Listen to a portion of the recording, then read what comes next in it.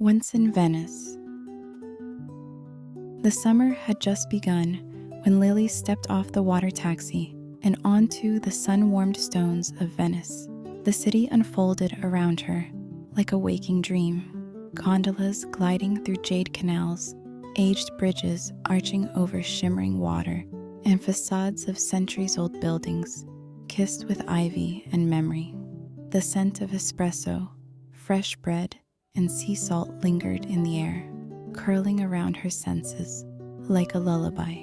She had come to escape. A recent breakup, the slow, aching loss of her grandmother, and the quiet desperation of a life that felt paused mid-sentence had nudged her across the Atlantic. Venice had always felt like a place of stories. She'd grown up hearing her grandmother's tales of narrow alleys, masked balls, and a kiss stolen at the edge of a canal.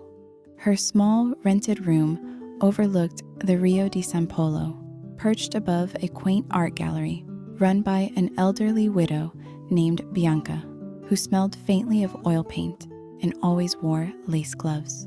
Every morning, Venice awoke in a soft symphony. Bells from distant towers, the distant slosh of oars cutting through water, and the low hum of conversations carried through open shutters.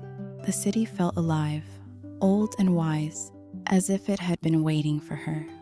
On her second evening, after getting delightfully lost among the maze of alleyways and leaning buildings, Lily stumbled into a small square, bathed in the last golden spill of twilight. A single lamplight flickered to life as the sun dipped behind tiled roofs. Beneath a crumbling arch, overgrown with moss, a man stood playing violin, not for an audience, not for coins, but simply for the fading day. His music was low, longing, a gentle ache drawn through strings. Lily stopped, her breath caught, and then he looked up. His name was Matteo. A luthier by trade, he restored instruments in a shop tucked between a wine bar and a shuttered theater. His hands bore calluses, his eyes crinkled at the corners with laughter or sadness. She couldn't yet tell. He spoke of violins as if they were people, as if each had a story he was helping retell. Though he had never left Venice, he carried the quiet depth of a traveler, someone who had gone far within himself. In the days that followed, they fell into a rhythm. Long walks through quiet campos, where old men played cards and children chased pigeons. Visits to glass-blowing studios in Murano, where heat shimmered in the air and colors danced like flames. Nights on her narrow balcony, drinking local wine from mismatched glasses, her legs draped over his as they talked about everything and nothing. Matteo played for her at odd moments, an unfinished tune in a side alley, a haunting lullaby on the rooftop beneath a full moon, a melody woven through raindrops one unexpected afternoon. Their connection was not fast, but it was deep. It unfurled slowly, like wisteria crawling up the side of an ancient building, twisting, clinging, impossible to ignore. Every glance carried weight, every touch a question neither of them wanted to answer. Yet, one night, in the warm cocoon of his studio, surrounded by violins, hung like sleeping birds, Matteo kissed her. The moment was thick with varnish, candlelight, and the hum of something unspoken. His lips brushed hers once, then again, slower, deeper.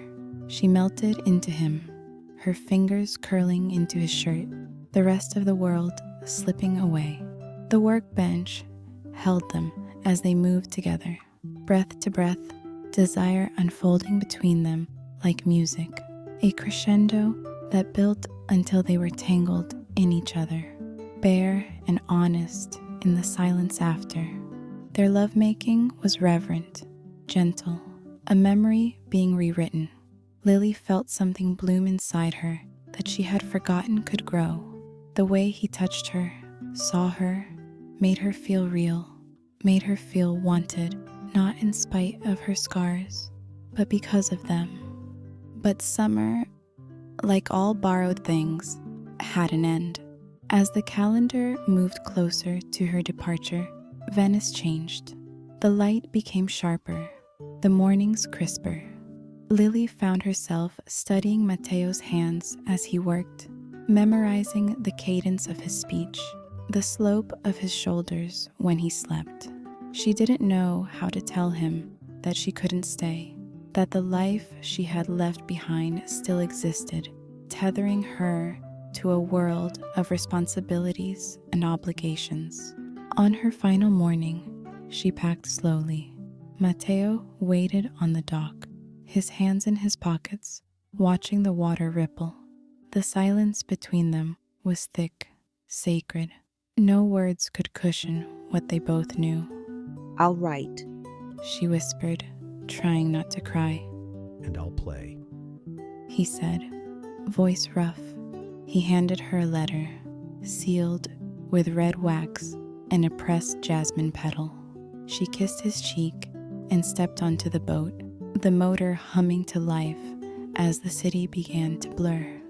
On the plane, with the hum of altitude and the ache of goodbye sitting in her chest, she opened the letter.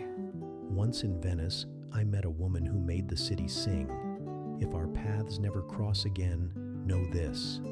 Every violin I make will carry the echo of your laugh, the warmth of your touch, and the music of our summer." Lily folded the note, cradling it in her lap.